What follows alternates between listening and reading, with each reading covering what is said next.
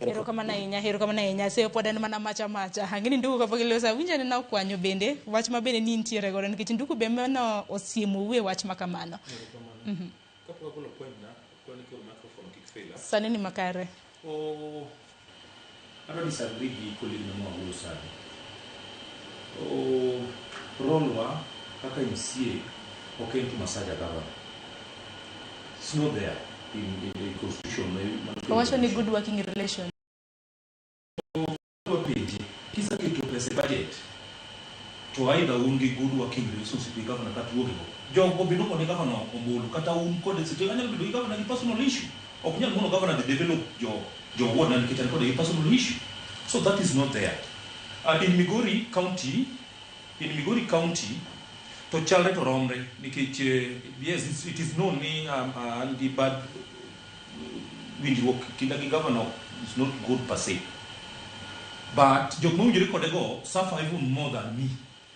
Kidhie barabati gi richo barabacha bet moko nyalo kalore. So an gitu tadagi ginota akwa kata colleagues ga moti yogo. Being one massage governors maka giluongo wa mikechi ngeyo kasa kito pesa budget. Ma odi tabindo wacho ni pesa no sabido release to ginoko team. Completely on the question governor everywhere both in assembly obeyed on the ground. Majisi ndio turwa gidinya kitu ne pesa. Gini pesa niyo chame. Mano is part of oversight. Doesn't mean nika kwa ni barabara for example ndiri barabara mantiri kwa mawu kinya ndema. Kadi ongea. Just imagine Sharon barabara tekni 12 million peso goal. Kaso governor miyo contractor biro sombo gi marangi punda. To pesa 12 million. Can you put a question? I must tell them the truth. Kono mano doesn't mean you're tapping governor. I'm doing my role.